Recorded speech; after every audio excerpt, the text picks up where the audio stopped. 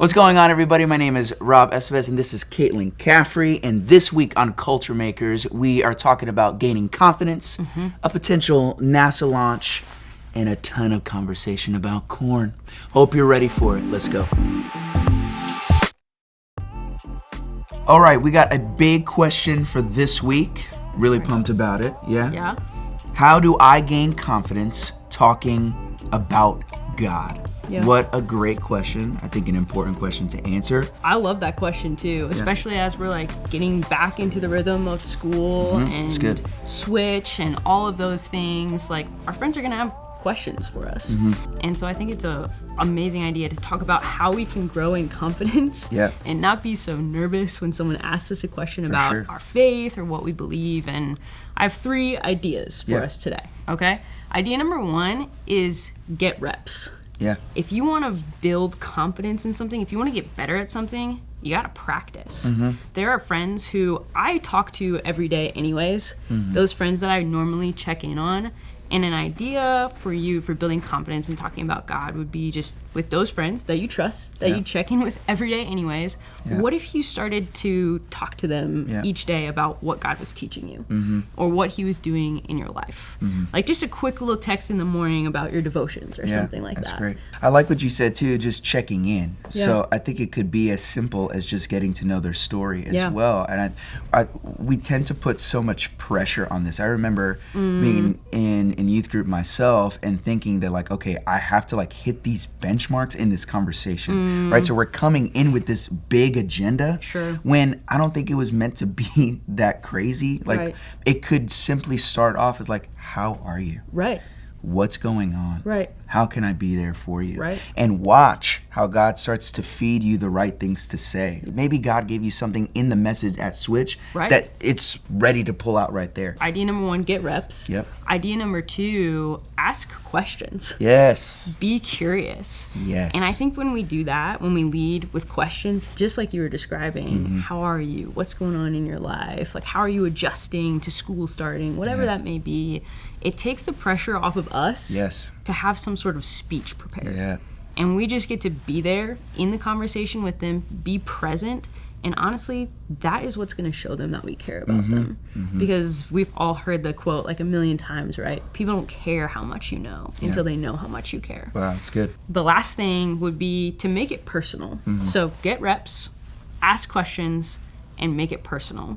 I think when I think about building confidence, a lot of us are already pretty confident when it comes to talking about ourselves in our own lives. That is the truth. So when you think about sharing God or sharing your faith with people, feel free to make it personal. Just talk about what God is doing in you and in your world.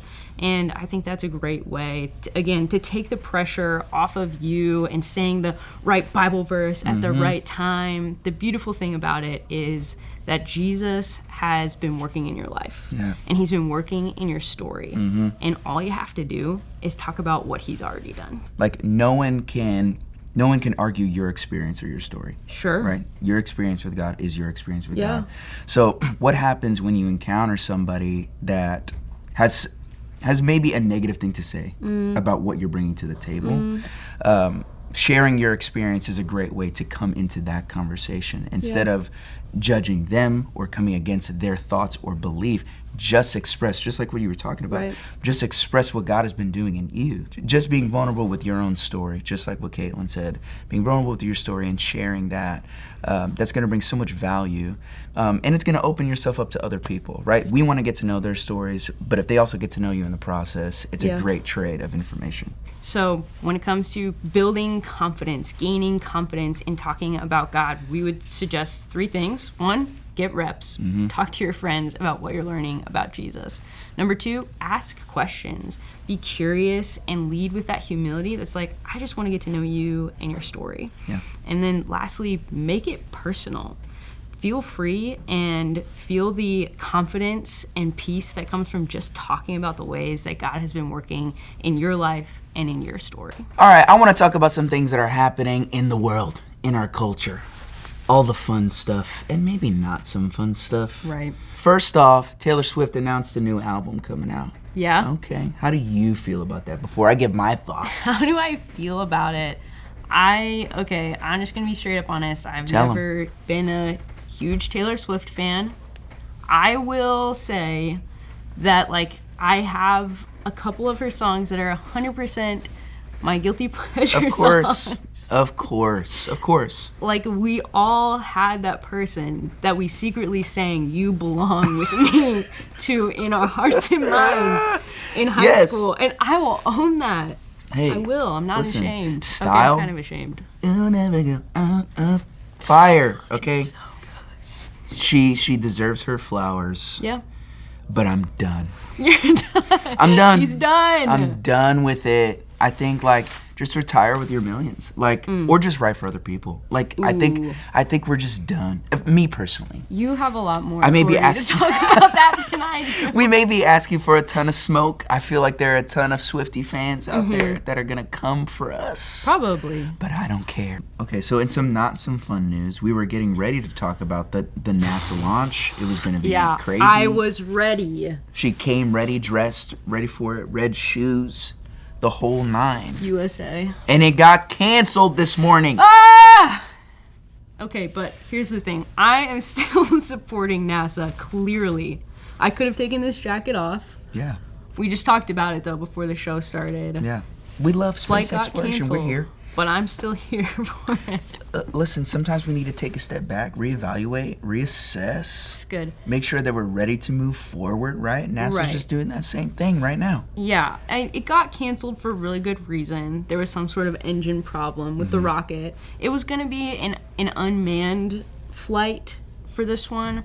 I was going to volunteer to go. One of my friends told me that I could be an astronaut, and it was the best compliment I received all week. This is one thing I'm excited to talk about, though. Okay, I'm ready. The corn kid. Corn boy. Corn boy. Legend. A legend. Truly a legend in his time. This moment in, like, internet culture, it brings me back to, like, Vine in, like, 2013. Just the simplicity of it. Yeah. No one was trying. Like, this kid, he's what, like 6, 7 years old? Yeah. He's not trying to be viral. No. Right? He's not playing the algorithm. He's just doing He's not hopping on trends. Yeah. He's being himself. And the nation embraced him. That's good. I did. I embraced it. That's good. If you haven't seen it, you should watch it. Basically, it's this kid who doesn't think that he likes corn on the cob. Right. And then he tries it, and he goes nuts. And when he tried it with butter, everything changed. Yes. Yeah. Corn. The hashtag corn talk is like taking off.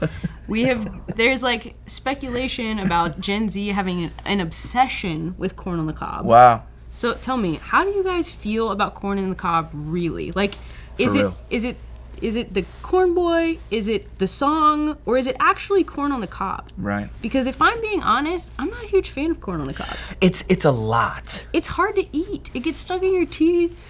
I don't enjoy the experience. It's just a whole event. Like, that's true. When I'm here for usually, right, it's accompanying something. Sure. It's with barbecue. Yeah. It's with some chicken or whatever. I'm here for that. I don't know if I'm trying to spend all this energy on the cob. Now, if we're talking about, like, some Mexican street corn, he's like different story. It's right there. It's ready for me. It's harvested. The work's been done.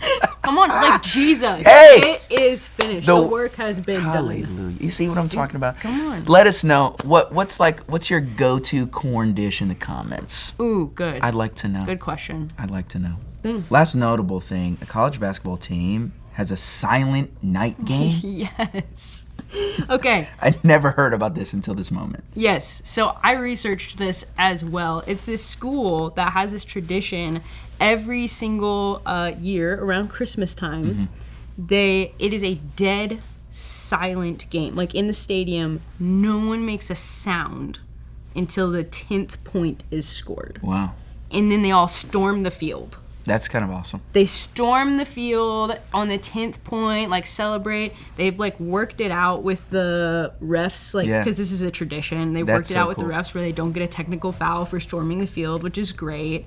And so they storm the field. There's like immediate timeout called after that 10th point, and then they all go back into the stands and sing Silent Night. Wow. And this is like a tradition that happens every single year on the game that's like during their finals week. Yeah. So it's pretty wild. It's in this is a Christian university that does it. Incredible. Taylor University, and people ESPN, all those guys are like, this is one of the coolest traditions that exists in sports. Well, I went to a Christian university, and we did nothing like that at our basketball games. I would have definitely went to more of them if there was something like this. That's so fun. Okay, now it is time for the challenge of the week. If you are new here, this is something we are doing every week. Kaitlyn, why don't you let us know what our challenge is? The challenge this week is to try one of those things that we talked about in the beginning of this episode. One of those things that will build your confidence in talking about God. So either decide to make it personal and open up to someone in your life about what God is doing in and through you right now. Or maybe you want to text a friend every day this week and just let them know what God's teaching you, what you're learning in your devotions or your silence and solitude time with Him. Or maybe you try starting a conversation with someone new, and you try starting it with a question. Yeah, that's good. I feel like not a lot of us actually start conversations with a question anymore, and I think that's a missed opportunity. So many of us just want to jump right into the conversation and say what we want to say and what we've been thinking about and what we planned to say, but switch it up and start a conversation with a question this week. And I promise you that when you do, the Holy Spirit will help you move that conversation in a spiritual direction. And you can trust Him and His leading and His guiding, because that's what He wants to do. For sure. That's awesome. So that is all that we have for you guys today on this episode of Culture Makers. Make sure you comment and respond to the very important questions about corn on the cob that we asked you today in this episode. And stay tuned, because we come out with a new one of these every single week, Rob. Yeah, it's going to be so much fun. Yeah. Can't wait to see you guys there. See y'all next time.